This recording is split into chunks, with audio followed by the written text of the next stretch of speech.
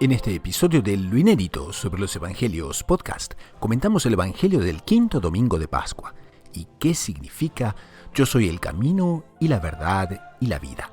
En la sección Preguntas y Respuestas, ¿el purgatorio es bíblico o es un invento de los católicos? Todo eso y mucho más en este nuevo episodio de Lo Inédito sobre los Evangelios podcast.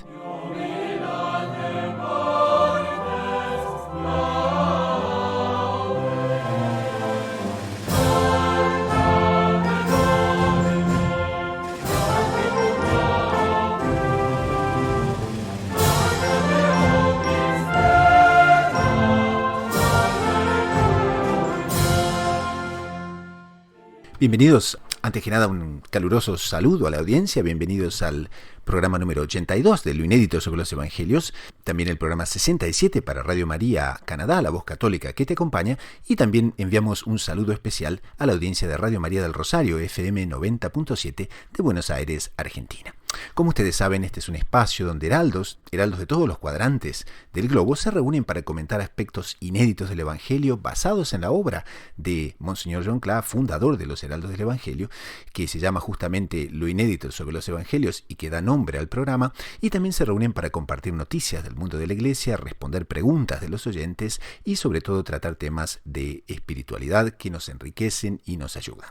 Como ustedes saben, es una cosa nueva, estamos también en YouTube, pero claro, es un fenómeno más visual y evidentemente el programa está pensado para ser un programa de radio, un podcast que puede justamente bajarse de acuerdo con la conveniencia de los oyentes, de manera que les recomendamos, visitar todas las posibilidades. Pueden ir al YouTube, pueden simplemente suscribirse en iTunes o en los lugares donde no se encuentren, o por supuesto también escucharnos en Radio María en varias emisoras.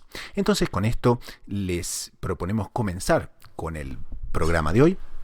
Tenemos un evangelio que es realmente impresionante. Nos habla sobre la necesidad de la fe y sobre también la necesidad de la perseverancia y cómo hacer a veces preguntas difíciles es bueno. Vamos a tratar también sobre ese tema que nuestro Señor nos propone en su evangelio que dice: no se turbe vuestro corazón, y nos parece también muy pero muy apropiado para los tiempos en que estamos.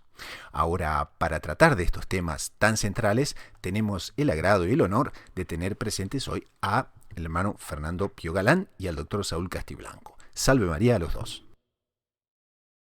Salve María, hermano Gustavo, salve María, doctor Saúl. Salve María, don Fernando, salve María, Gustavo, gusto saludarlos. Y nuestra audiencia está creciendo, así que ciertamente nos da mucha alegría también a nosotros. Tenemos entonces, les cuento antes, por supuesto, para los que están llegando al programa, que el hermano Fernando Pío Galán de los Heraldos es doctorado en Teología Espiritual por la Pontificia Universidad Santo Tomás de Aquino de Roma, el Angelicum, es misionero en Italia y en España, y hoy nos atiende desde Roma. Y tenemos al doctor Saúl Castiblanco, quien es psicólogo, es editor de la agencia de noticias Gaudium Press, edición hispana, es bachiller en Ciencias Religiosas por la Pontificia Universidad Santo Tomás de Aquino de Roma y por la DOMUNI, Universidad Internacional de los Dominicanos, con sede en Toulouse, Francia. Y también nos atiende desde Bogotá, Colombia. Entonces, esto puesto, pasamos al Evangelio, que es el Evangelio del 10 de mayo del 2020, es el Evangelio del quinto domingo de Pascua, el Evangelio según San Juan, capítulo 14, versículos 1 al 12. En aquel tiempo dijo Jesús a sus discípulos: no se turbe vuestro corazón, creed en Dios y creed también en mí. En la casa de mi Padre hay muchas moradas, si no, os lo habría dicho, porque me voy a prepararos un lugar. Cuando vaya y os prepare un lugar, volveré y os llevaré conmigo, para que donde estoy yo, estéis también vosotros. Y a donde yo voy, ya sabéis el camino. Tomás le dice: Señor, no sabemos a dónde vas, ¿cómo podemos saber el camino? Jesús le responde: Yo soy el camino y la verdad y la vida. Nadie va al Padre sino por mí. Si me conocierais a mí, conoceríais también a mi Padre, porque ya lo conocéis y lo habéis visto. Felipe le dice: Señor, muéstranos al Padre y nos basta. Jesús le replica: Hace tanto que estoy con vosotros y no me conoces, Felipe. Quien me ha visto a mí, ha visto al Padre. ¿Cómo dices tú, muéstranos al Padre? ¿No crees que yo estoy en el Padre y el Padre en mí? Lo que yo os digo no lo hablo por cuenta propia. El Padre que permanece en mí, Él mismo hace las obras. Creedme, yo estoy en el Padre y el Padre en mí. Si no, creed en las obras. En verdad os digo, el que cree en mí, también le hará las obras que yo hago, y aún mayores, porque yo me voy al Padre. Entonces, esto puesto, nos zambullimos propiamente en el comentario a este evangelio. Monseñor John Cla nos propone justamente conversar sobre aquel no se turbe vuestro corazón. Porque es un consejo que Jesús nos da, pero que no solo se lo da a los apóstoles presentes en ese momento, sino que sobre todo nos lo da a nosotros.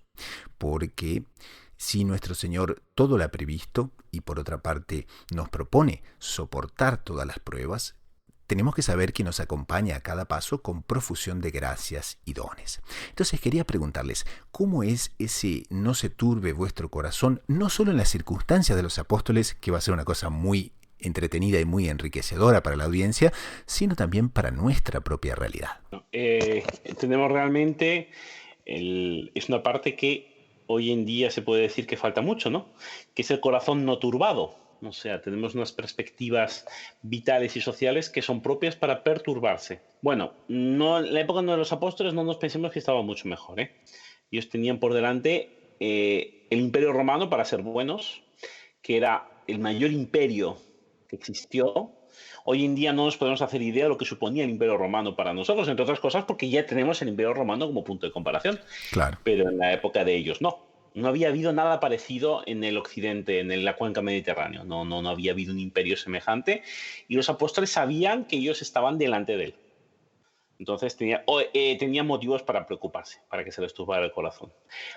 Ahora ven, nuestro Señor da la solución. Creer en mí. Creed en Dios y creed también en mí. O sea, Él está diciendo... Algunos podrían decir, bueno, entonces nuestro Señor con eso dice que no es Dios. No. Pese a que esto lo está diciendo justamente en la fundación de la Iglesia, en la fundación del Nuevo Testamento. Él está hablando para judíos que están abandonando la fe en Yahvé, para no abandonándola, sino purificando la fe en Yahvé, el Dios del Antiguo Testamento, y acogiendo al Dios del Nuevo Testamento que integra el Dios del Antiguo. Entonces le estaban diciendo que tengan la fe en Yahvé, o sea, que no abandonen la fe de sus padres, pero que la sublimen, que se den cuenta que delante de ellos está el Hijo de Dios, que como veremos en el texto es igual al Padre, en fin, son los principios de la Trinidad.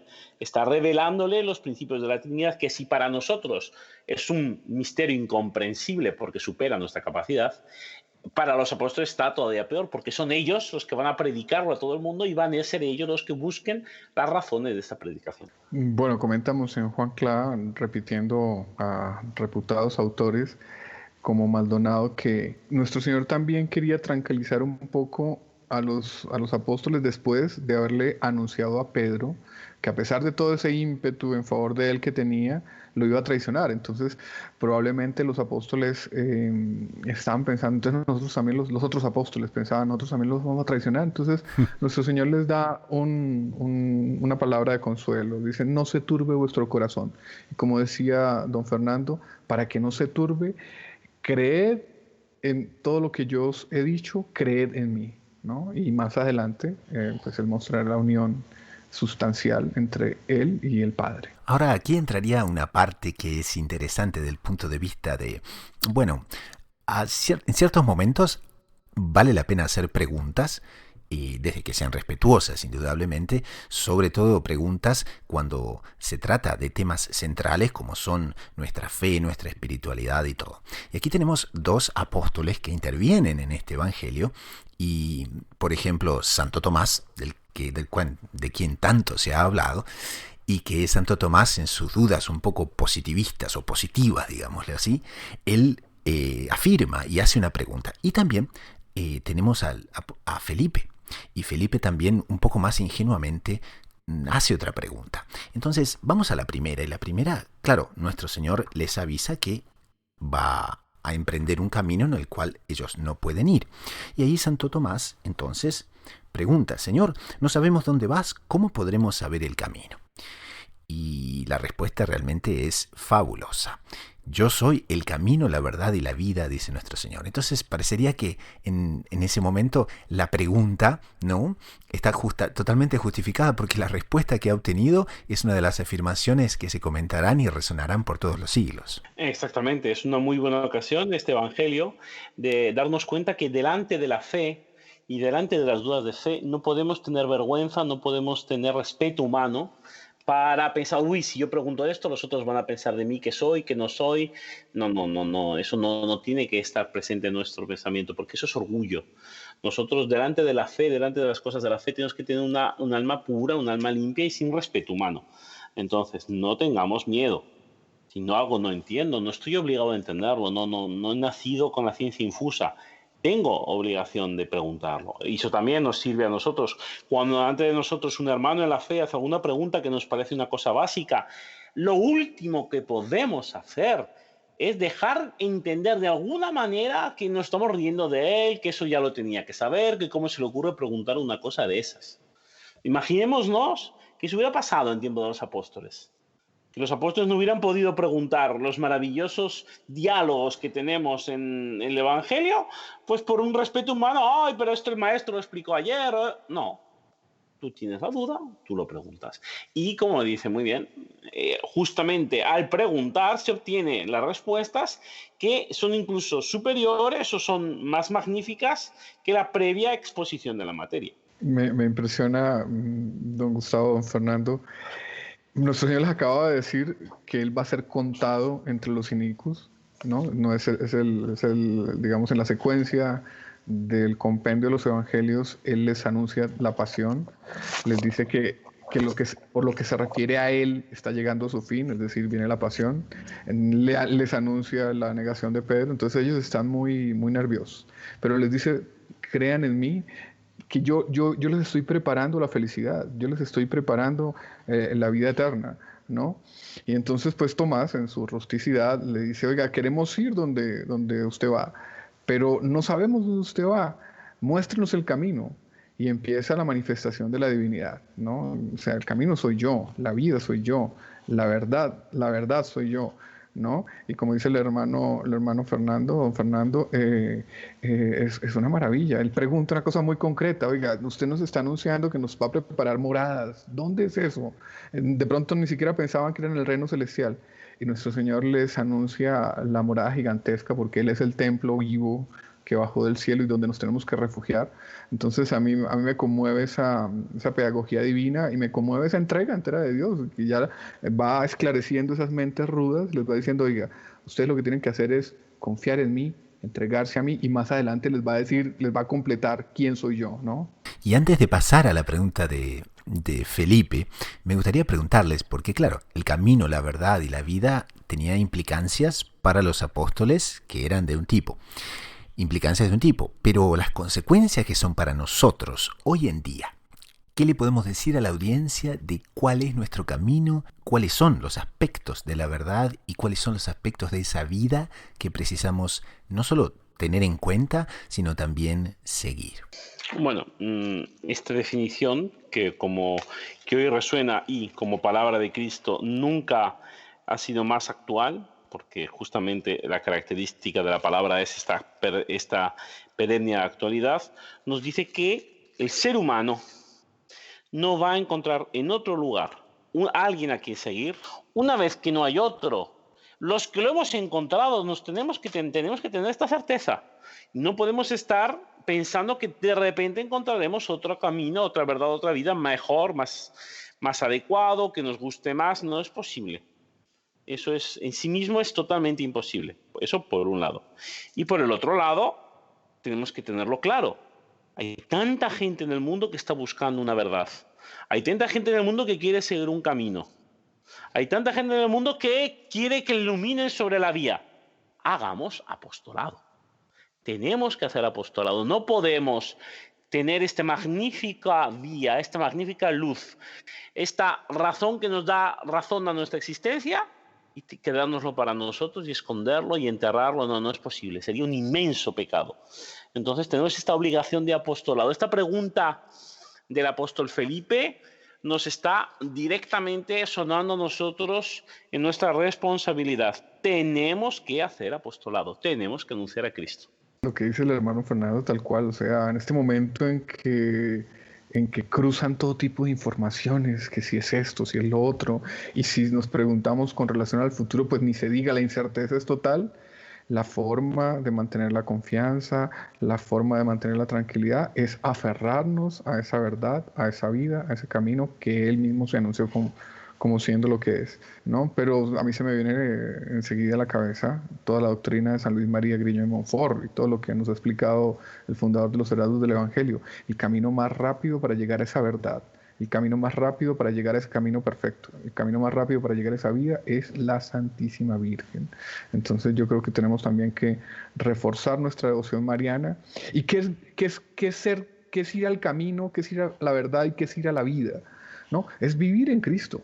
Es vivir en Cristo, o sea, no solamente aprender su doctrina, sino vivir como nos es dicho, con Cristo, por Cristo, en Cristo, o sea, para Él, haciendo las cosas para Él, viviendo en Él, como si Él estuviera presente, pensando en lo que Él hacía, pero también yo lo aplico a la Virgen, que como dice San Luis María, es el camino más rápido, fácil, directo para llegar a Jesús, viviendo en ellos, viviendo junto a ellos, viviendo para ellos. Las certezas se restauran, las certezas de nuestro destino eterno feliz que nos es prometido y que alcanzaremos ese fin independiente de las vicisitudes, los problemas y las circunstancias concretas. Para llegar allá tenemos que radicarnos en esa fe, en vivir en ellos, en Cristo y en María. Y entonces podríamos focalizar ahora en la intervención del apóstol Felipe, porque en determinado momento, claro, como todos sabemos, ¿qué es la revelación? La revelación es una iniciativa que Dios toma para justamente, revelarnos las verdades divinas que bajo ningún punto de vista, humanamente hablando, jamás podríamos alcanzar. Y entonces aquí, basados en estas intervenciones de los apóstoles, nuestro Señor revela su divinidad. Y eso es lo que nos comenta aquí Monseñor Joncla en su libro, porque nos dice, entramos en esta parte ahora, nuestro Señor reafirma, yo soy el camino, la verdad y la vida, nadie va al Padre sino por mí, y hace una afirmación más, si me conocierais a mí, conoceríais también a mi Padre. Vosotros ya lo conocéis y lo habéis visto. Y entonces aquí Felipe muy interesantemente dice, Señor, muéstranos al Padre y nos basta. Pero claro, ahí nuestro Señor le da una respuesta que también es un poquito, un poquito no severa, pero llamándonos a darnos cuenta un poco más de las realidades, a salir de la superficialidad y en determinado momento a ver las cosas con profundidad. Porque dice, hace tanto que estoy con vosotros y no me conoces, Felipe. Y por eso me gustaría traer a colación. Eso es para el apóstol Felipe. Y nosotros, 2000 años después. ¿No es verdad que deberíamos conocer más cosas o que deberíamos haber observado más cosas en la convivencia cotidiana con nuestro Señor a través de la oración, a través de la meditación, a través de la lectura del Evangelio? Esto es un tema que a mí me gusta siempre resaltar. Cuando encontramos con estas intervenciones en la Biblia, en el Nuevo Testamento en particular, la tendencia humana es decir, uy, esta gente que estaba con nuestro Señor, qué malos que eran, que lo crucificaron, qué tontos que eran los apóstoles, que no lo entendieron. Ay, este Felipe, si yo estuviera al lado de Jesús, yo me habría dado cuenta. Y bueno, aparte de la profunda orgullo que estas actitudes implican, yo incluso me apostaría algo con este eventual crítico. Yo me habría dado cuenta, yo lo habría percibido. No lo sé, no conozco a la persona, pero me conozco a mí. Y yo sé de mí mismo que no hay peor juez para uno mismo que la propia persona. Y que cuántas veces hemos estado al lado, cuántas veces hemos tenido ocasión de reconocer a Dios en nuestros caminos y hemos preferido mirar por otro lado o atribuirnos a nosotros lo que era un donativo, lo que era una ayuda por parte de Dios. Entonces los apóstoles, ojo, no habían recibido todavía la infusión del Espíritu Santo de Pentecostés. Es muy importante este punto, nos estamos acercando. La Pascua culmina con Pentecostés, con la efusión del Espíritu Santo. Y los apóstoles, sin haber recibido el Espíritu Santo, y aunque estaban hablando con nuestro Señor, no entendían. Que obviamente en parte por su culpa, por propias culpas, por propias limitaciones, por mentalidad propia, por sus defectos, no tengamos dudas. Pero les faltaba justamente el Paráclito, aquel que les iba a explicar todo, que iba a dar una luz nueva a los eventos y a los hechos que habían contemplado. O sea, esto les exime bastante de esta responsabilidad de cómo es posible que no se hayan dado cuenta de, ¿vale? Pero nosotros, gracias a Dios y por bondad divina, los católicos, los cristianos, hemos recibido esta efusión del Espíritu Santo ya en el bautismo. No nos olvidemos que el Espíritu Santo lo recibimos en el bautismo, y con una fuerza nueva lo hemos recibido también en la confirmación. Y este Espíritu Santo es el que nos da una luz nueva que nos permite entender. Entonces, no tengamos un desprecio hacia el apóstol San Felipe por él no haberlo visto. Y nuestro Señor mismo, no veamos en las palabras de nuestro Señor una especie de que le está leyendo la cartilla, lo está regañando por no haberse dado cuenta, sino está haciendo ver estas palabras de nuestro Señor, nos está haciendo bien a nosotros hoy en día. Podemos estar al lado de Cristo y no darnos cuenta. Solo que el apóstol Felipe sin el Espíritu Santo, nosotros con el Espíritu Santo. ¿Cuántas veces veremos pasar en el camino de nuestra vida la acción de Cristo y preferiremos, no, pero no es posible, pero si Dios no hace estas cosas, pero preferiremos nuestras ideas, nuestros conceptos propiamente al propio Cristo? Por lo tanto, cuidado, tengamos ojo y seamos humildes, reconozcamos nuestras limitaciones y pidamos luces al Espíritu Santo y, por supuesto, a su esposa, a la Beata Virgen María, que nos abra los ojos, que nos permita reconocer a Cristo que está efectivamente con nosotros. En esa línea, o sea, para nosotros la doctrina es clara, como no lo era en ese momento para los apóstoles, ¿cierto? Ese es el Verbo encarnado que es consubstancial con el Padre y no tiene ninguna diferencia sustancial con el Padre ni con el Espíritu Santo, o sea, es Dios. Y es un Dios cercano a nosotros, como dice Monseñor Juan Clá, es un Dios que nos habla con palabras, que nos cura con sus gestos, con su saliva, ¿cierto? Todo lo que nos dice el Evangelio. Es un Dios que es muy cercano, que tiene un lenguaje que es cercano a nosotros, mucho más que el lenguaje, por así decir, con el que se manifestaba el Padre, pero que ya sabemos nosotros que es Dios, ¿cierto? Y que gobierna el universo y que no hay una hoja que caiga de un árbol sin que Él lo quiera o lo permita, pero a pesar de eso, lo olvidamos, no lo tenemos en el centro de nuestro accionar, de nuestros objetivos, en nuestras preocupaciones no acudimos a Él. Entonces, en ese sentido, peor, mucho peor el pecado, el olvido nuestro que el no ver de ellos. Entonces es la hora de renovar la fe, de hacer un acto de contrición, si hemos sido ateos prácticos, y decir, no, que tú seas el centro de nuestras vidas, que vos, Señor, estés en el centro de nuestros pensamientos, de nuestros deseos, y que nosotros acomodemos nuestros sentimientos a amaros. Y para eso, repito, no estoy diciendo nada genial, ya se fue dicho hace 3 siglos y ahora hay que repetirlo cada vez más. El camino más rápido, más corto, más fácil, más directo para llegar a ese estado es la devoción de amor, de entrega total a la Virgen María. Espectacular. Entonces, ¿por qué no dar una conclusión a este primer segmento del programa con una parte del comentario que Monseñor John Clá nos da y que dice: Él es nuestro Señor Jesucristo, es el Salvador, que todo lo ha previsto y que, aparte de soportar todas las pruebas, nos acompaña en cada paso con profusión de gracias y dones. Por consiguiente, el no tener fe o tenerla de manera débil, o incluso no saber apoyarse en ella durante las dificultades, aflicciones y angustias, es ser infeliz. Y peor aún, cuando se busca consuelo en el mundo o en la carne, pues ambos son incapaces de ayudarnos. Entonces dejemos a los oyentes con esta pequeña meditación, con este pequeño deber para hacer en casa, que es escuchar justamente estas últimas palabras y ponerlas en práctica, y pasamos a un corte con el coro y la banda de los heraldos y enseguida retornamos con la segunda sección del programa. Ya volvemos.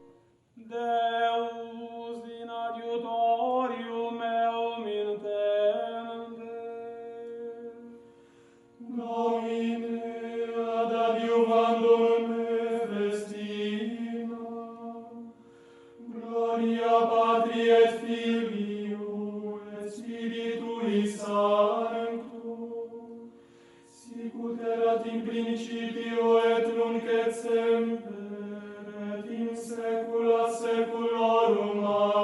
Amen. Alleluia.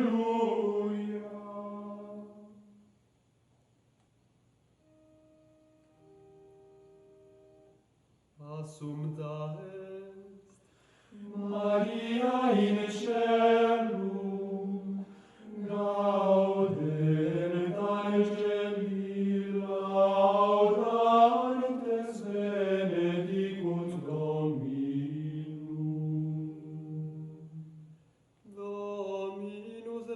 David decorem in indutus est.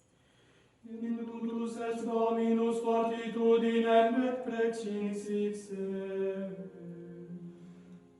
in infirmavit orbem terre, qui non conmovebitur. Parata sedes tua extunc, a seculo tues. Elevaverunt flumina Domine, elevaverunt flumina vocem sua, elevaverunt flumina fluctus sus, a vocibus aquarum multarum.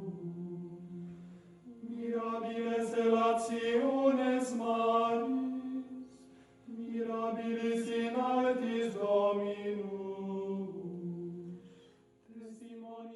Pasamos a la sección preguntas y respuestas, las preguntas de los oyentes y las respuestas de nuestros panelistas, y nos llega una pregunta sobre el purgatorio. Y nos preguntan si es bíblico decir que el purgatorio existe. O en otras palabras, el purgatorio es bíblico. Hermano Fernando, ¿qué nos dice respecto de eso? Bueno, este es un tema que es muy importante con muchas perspectivas. En el sentido en que nosotros tenemos la idea del purgatorio como una cosa que nos interesará el día que muramos. Porque la finalidad de la vida eterna, o sea, después de morir, el resultado de nuestro juicio particular, va a ser cielo, purgatorio, infierno. Ahora bien, la doctrina del purgatorio es muy importante, no solo en esa circunstancia, sino porque en el purgatorio se encuentran las almas de los fieles, la iglesia que se llama purgante, que está en purificación, por la cual tenemos obligación de rezar por la comunión de los santos, para auxiliarles en esta purificación que están sufriendo antes de entrar en el cielo, porque acordémonos, el que está en el purgatorio está salvado, más tarde o más temprano sale del purgatorio, va al cielo, no tiene hipótesis de ir al infierno. Pero nosotros en la tierra tenemos esta capacidad de auxiliarles en esta purificación a través de nuestras oraciones, de nuestros sacrificios, aplicando las misas. Y además, la Iglesia, para ayudarlas a estas almas y a nosotros mismos cuando nos toque ir para el purgatorio, que excepto una gran misericordia de Dios es casi seguro que es muy difícil, quitando casos especiales, que el alma no necesite pasar por el purgatorio, nosotros en la tierra nos podemos beneficiar de las indulgencias que nos ayudan a limitar este tiempo de purgatorio. Ahora bien, una vez dicho esto, si leemos la Biblia enterita, no vamos a encontrar la palabra purgatorio en ella. Entonces, en base a esta idea, ciertas personas aducen que sería una cosa inventada por parte de la Iglesia Católica, pues para obtener, digamos, varios fines. No nos vamos a centrar, no es un tema ahora de apologética histórica, sino propiamente de doctrina. Entonces, el purgatorio, propiamente, entonces, ¿aparece como tal en la Biblia con esta palabra purgatorio? No. Como tampoco aparece la palabra transustanciación en la Biblia, que es el proceso por el cual se convierten las especies eucarísticas, el vino y el pan, se convierten en el cuerpo y en la sangre de nuestro Señor. Ahora, que la palabra no exista no significa que el concepto no exista. Me parece que es una cosa obvia que no hace falta seguir explicando. Lo que nos interesa es, una vez muerta el alma, que no está en pecado mortal, porque estando en pecado mortal, su finalidad no es el purgatorio. El alma que muere impenitente, o sea, en estado de pecado mortal, esa alma va al infierno. Entonces, el alma que si bien no está en estado de pecado mortal, tampoco está en perfectas condiciones para entrar en el cielo, va al purgatorio. Ahora bien, estas perfectas condiciones, esta purificación post-mortem, ¿no negaría algo de eficacia, entonces, a la redención? Porque nosotros no entramos al cielo por méritos propios, entramos al cielo por los méritos que son infinitos de parte de nuestro Señor. Entonces, si decimos que morimos, pero tenemos todavía que pasar por el purgatorio, no le estamos negando la efectividad a la purificación de la sangre del Cordero, utilizando la terminología del Apocalipsis. No, porque justamente la doctrina de la Iglesia, la doctrina bíblica, la palabra de Dios, nos dice que si bien nuestra salvación, nuestra redención, es gratuita por los méritos de nuestro Señor, o sea, nosotros en cuanto tal no tenemos mérito en nuestra propia redención, sí que tenemos una influencia, sí que tenemos responsabilidad en la misma, porque nos redimimos en la medida y manera que aceptamos esta sangre, que aceptamos ser bañados. O sea, en base al arrepentimiento de los pecados que nosotros tenemos, ojo, no de la limpieza, porque la limpieza nos limpia Dios. La base al arrepentimiento que tenemos por nuestros pecados es que tenemos una mayor o menor grado de limpieza de alma. Entonces, el alma en pecado, estado de pecado mortal, es perdonada en el sacramento de la confesión, de la penitencia, con la absolución que da nuestro Señor Jesucristo por la persona de su ministro, del sacerdote. Perfectamente. Lo que es la culpa ya ha sido perdonada. Ahora bien, queda todavía el resto, la huella en el alma. Para limpiar este resto que queda en el alma del pecado mortal está justamente el purgatorio. Para perdonar las faltas, los pecados veniales no perdonados en la tierra, está el purgatorio. El alma no está en enemistad con Dios, como si estaría si muriera en pecado mortal no confesado, no perdonado, pero sigue teniendo esta mancha. Necesita esta purificación. Entonces, el purgatorio es este periodo transitorio, acordémonos, no es definitivo, la persona del purgatorio más tarde o más temprano irá al cielo. Este estado transitorio de purificación es denominado el purgatorio. Bueno, entonces, es una doctrina de fe, no nos podemos olvidar, que fue formulada por los concilios de Florencia y de Trento.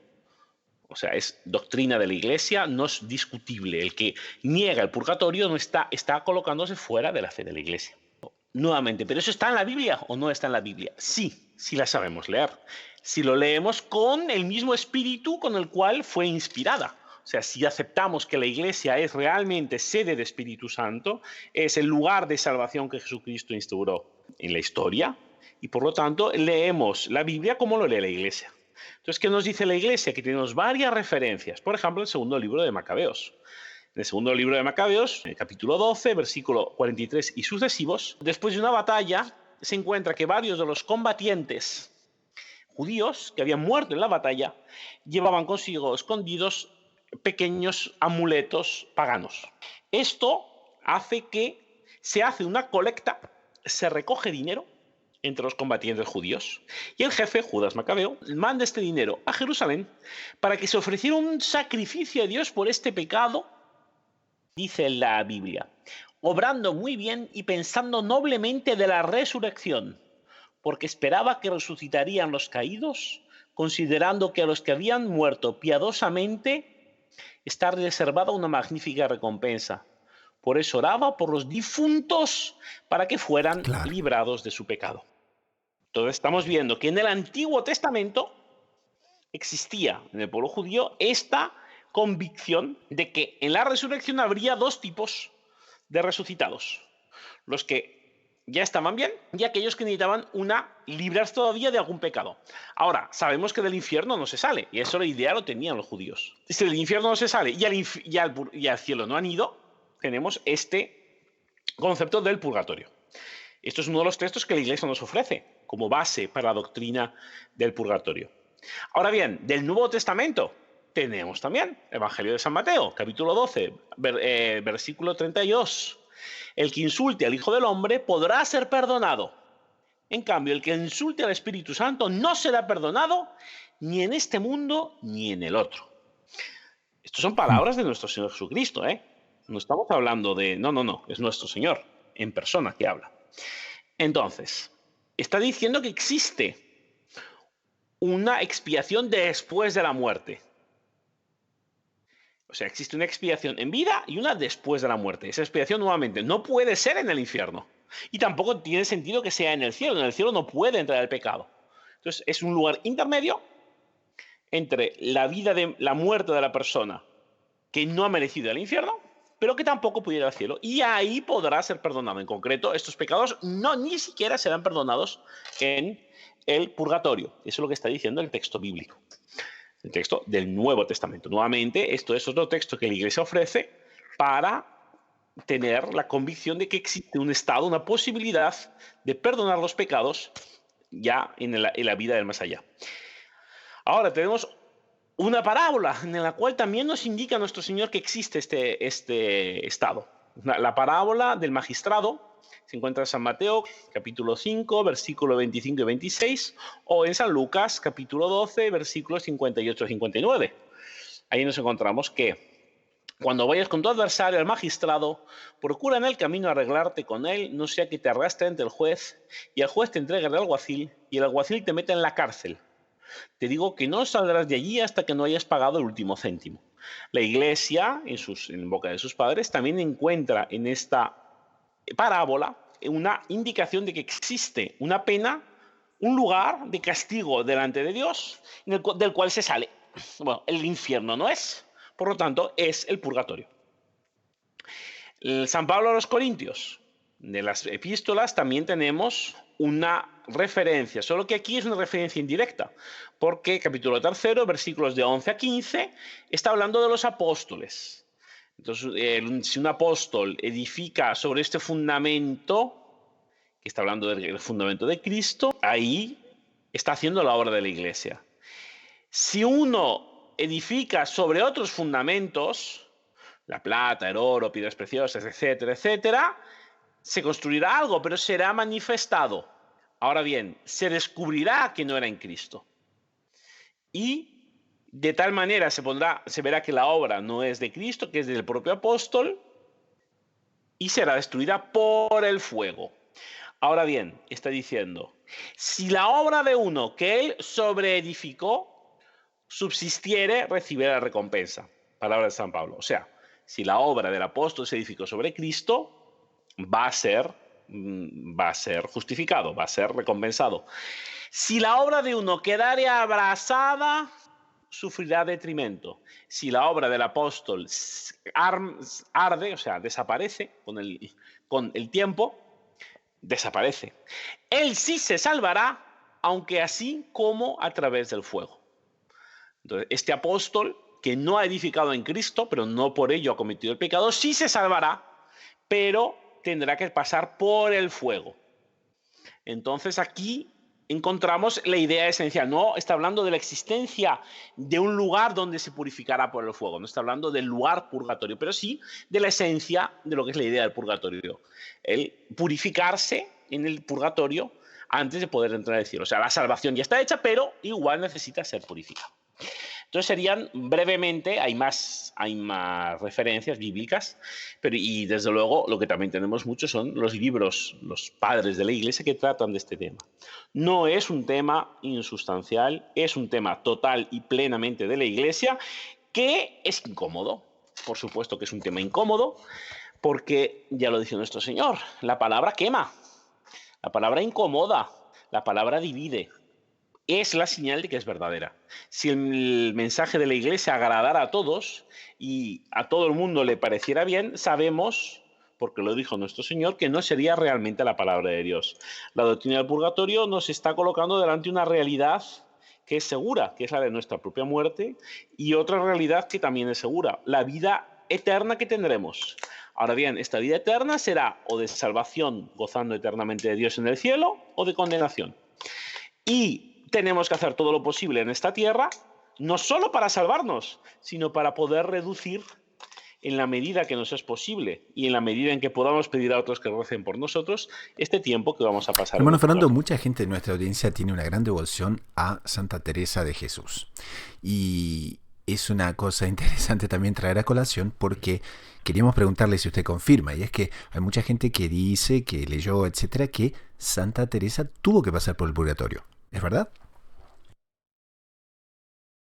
Es una revelación que tuvo una monja del monasterio, exactamente, que parece que en la vida de Santa Teresa ella habría hecho con negligencia una arrodillarse delante del Santísimo Sacramento. Entonces, para arrodillarse tuvo que ir al purgatorio y arrodillarse en el purgatorio una vez para poder entrar en el paraíso. Ahora bien, estas son revelaciones privadas. No es una cosa dogmática, no tenemos esta certeza. Santa Teresa fue al purgatorio porque no ha sido como tal no ha sido dicho, no se puede decir que sea una cuestión de fe. Pero como dicen los italianos, si no fuera real, es una cosa que es muy bueno recordar. En todo caso, todo lo que hacemos en la Tierra, y cuando hablamos de todo, es todo, tiene repercusión, tiene consecuencias para la vida eterna.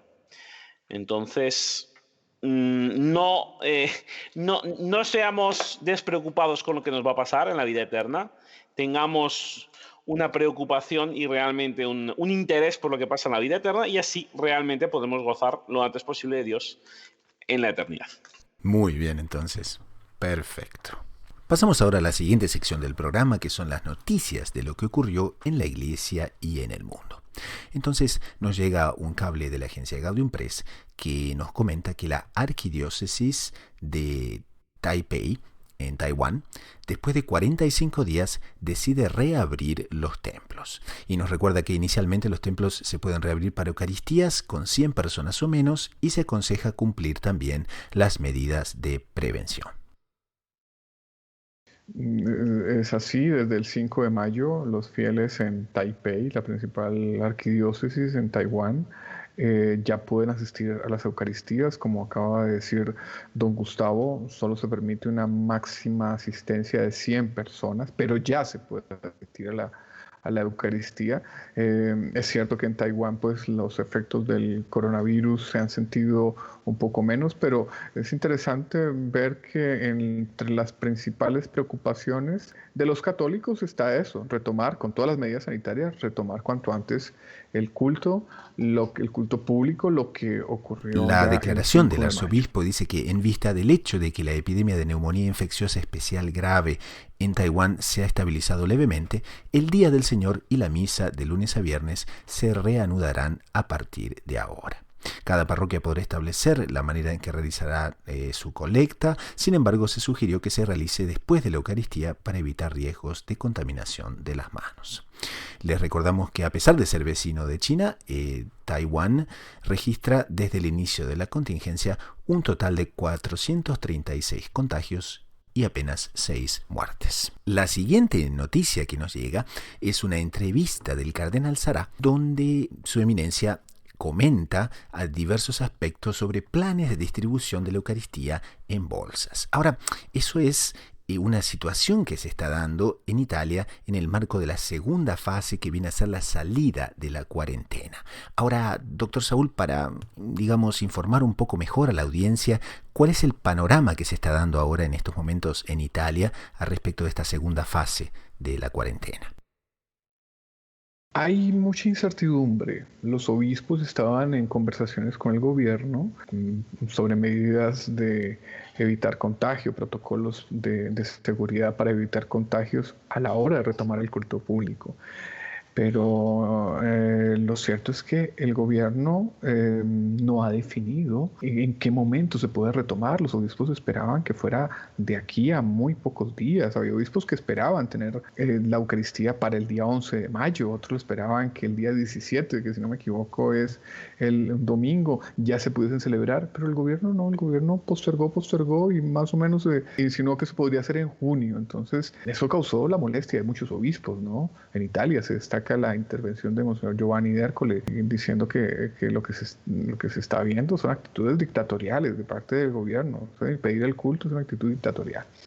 Pero llega una información que es muy delicada, y es que La Stampa, que es uno de los principales diarios de Italia, un diario con sede en Milán, si mal no recuerdo, dice que especialistas que están asesorando al gobierno, especialistas médicos, científicos que están asesorando al gobierno, le están diciendo al gobierno que la comunión traería altísimo riesgo de contagio, la comunión sacramental, y que no sé realmente los datos científicos que sustentan esa afirmación, y que ahí se entendería esa reticencia del gobierno italiano para permitir las misas. Entonces se les ocurrió a personas que creen en esto que las hostias podrían ser repartidas en bolsa a los fieles como quien reparte un pan.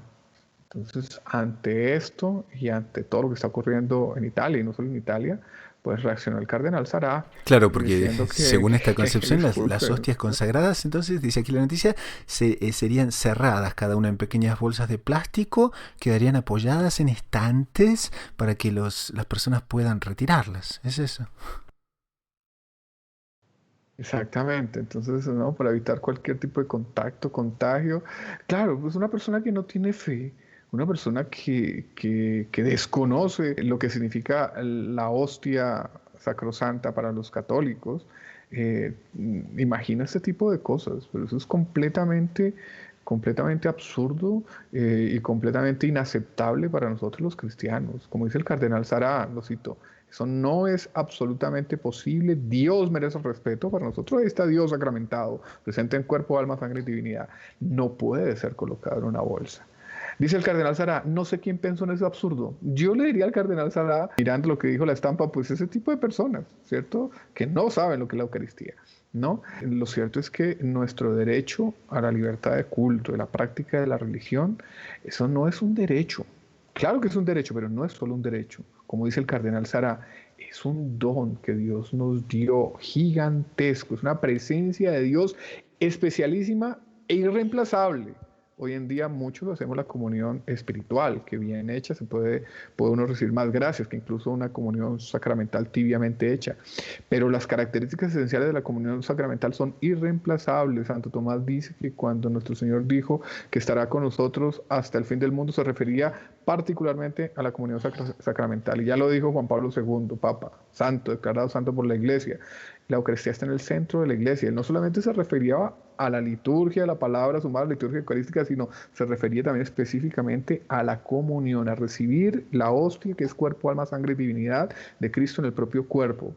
Entonces, eso es un Y el derecho cardenal y uno Sará lo tiene que también aquí respetar. se manifiesta de manera muy afirmativa porque dice, no se puede negociar sobre el modo de comulgar. Se comulga de manera digna, digna de Dios que viene a nosotros. La Eucaristía debe ser tratada con fe, no podemos tratarla como un objeto trivial, no estamos en un supermercado. Y el Estado tiene que respetar. Imagínense que haya un dirigente estatal que no es católico o que inclusive detesta las enseñanzas cristianas, le parecen un absurdo, le parecen fantasía, como hay muchos, ¿cierto?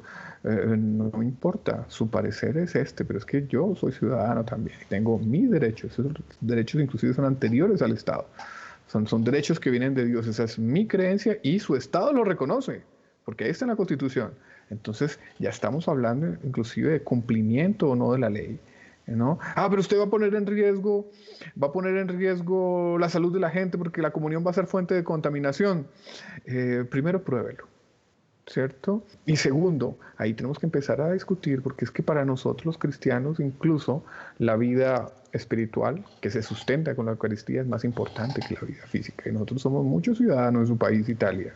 Entonces vamos a conversar, no nos venga a imponer de una manera como don Giovanni Vierco le decía, Hay dictatorial aquí dos sus propias cuestiones muy convicciones. bien esclarecidas también por el cardenal Saray. Dice, hay dos cuestiones que deben ser absolutamente esclarecidas. Antes de todo, la Eucaristía no es un derecho ni un deber. Es un don que recibimos libremente de Dios y que debemos acoger con veneración y amor. El Señor es una persona. Nadie daría la bienvenida a una persona que ama en una bolsa o en cualquier otro modo indigno. La respuesta a la privación de la Eucaristía no puede ser profanación. Esto es realmente una cuestión de fe si creemos que no podemos tratarla indignamente. Muy clara la posición del cardenal, ¿no es cierto?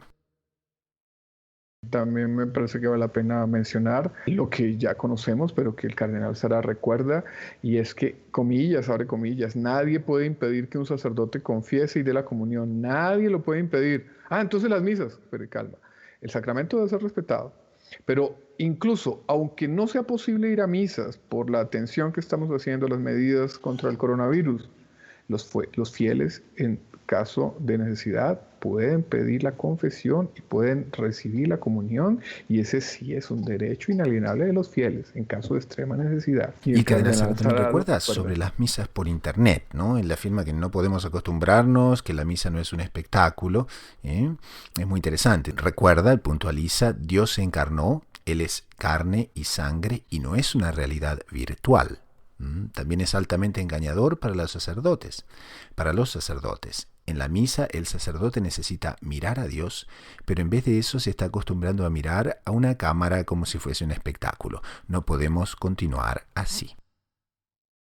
Es eso, sí. Nunca la virtualidad reemplazará la presencialidad y menos cuando consideramos estos elementos de fe, ¿cierto? O sea, no podemos comulgar virtualmente. Está la comunión espiritual, pero ya dijimos, hay cosas esenciales, elementos esenciales de la comunión material, por decirlo así, de la Eucaristía, del cuerpo, de la hostia consagrada, que nunca serán reemplazados por una comunión espiritual, ¿no? Y está eso, esa comunicación que una persona presente en una asamblea, en una Eucaristía, tiene con el sacerdote y tiene con Dios, uniéndose también en la Eucaristía al sacrificio que está ofreciendo el sacerdote a Dios, del cuerpo de Cristo, de la sangre de Cristo. No. Esto es, y así lo hemos entendido, esto es simplemente un paliativo para retomar la Eucaristía. Entonces, que por favor no nos Ahora también ataquen en ese quien derecho. entrevistaba al cardenal Sará manifestó una cierta inquietud y una sensación de que la Eucaristía está sufriendo un ataque en estos días.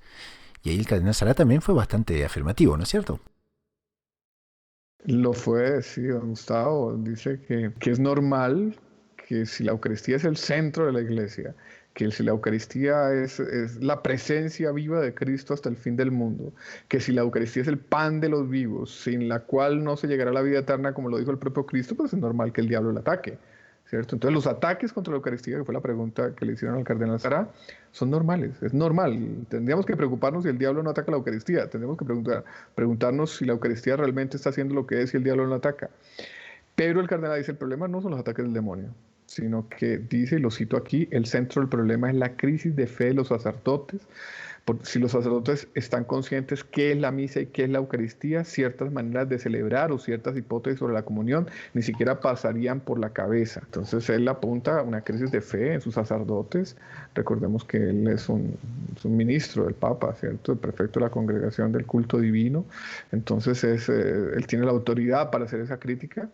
Y pues podemos decir que tenemos que pedirle a Dios por la fe de los sacerdotes para que, valorando con esa fe el gigantesco don infinito que es la Eucaristía, pues todos nosotros nos beneficiemos de esa fe renovada. ¿Por qué? Porque ellos luchan por la Eucaristía, luchan por celebrarla bien, luchan por distribuir la comunión, etc. Todos somos beneficiados. Son palabras duras del cardenal, pero se apuntan a un hecho real, como lo es. Yo también no puedo dejar de decirlo, ¿cierto? Pues tenemos que pedir que venga una fe renovada para los sacerdotes. Y también son muy interesantes porque en definitiva son declaraciones de un padre que no quiere otra cosa, sino el bien de sus hijos en toda la cristiandad. Por tanto, nos ayuda mucho y ese tipo de correcciones son siempre bienvenidas. Pasamos a la última sección del programa, que son las sugerencias de la semana. Doctor Saúl, ¿qué tendríamos? Y esta semana querríamos recomendarles a los oyentes otro libro de San Luis María Grignion de Montfort, complementario del Tratado de la Verdadera Devoción a la Virgen, que es El Secreto de María. San Luis María Grignion de Montfort es un santo espectacular que nos anuncia que ella tiene un secreto. Dios tiene un secreto. Alguien podría decir, el secreto de Dios es ella. ¿Por qué? Porque ella nos facilita todo lo relacionado a la vida espiritual. Los ataques del demonio, ella los espanta. Las fortalezas que no tenemos, ella nos da la fortaleza. En nuestras contrariedades, ella nos ilumina. Para esto recomiendo el libro de San Luis María Grignion de Montfort. Y aquí les habla, le gustaría recomendar la nueva website de gaudiumpress.org. Es una nueva versión de la website, tiene absolutamente todo el aspecto gráfico cambiado y reactualizado, y realmente nos parece, para quienes leemos con mucha asiduidad esta website, que nos parece recomendar a muchísimo, no solo para nosotros, sino también a todos los oyentes. Entonces pueden entrar en es.gaudiumpress.org y disfrutar de este nuevo formato, muy contemporáneo, informativo y además plenísimo de material interesante para la lectura. Y con esto, en nombre del equipo de producción y de quien les habla, el hermano Gustavo de los Heraldos, nos despedimos hasta dentro de una semana. Así que a rezar mucho, a perseverar con confianza, con los ojos en la Eucaristía y en María Santísima, a la búsqueda incansable de descubrir siempre más lo inédito sobre los Evangelios.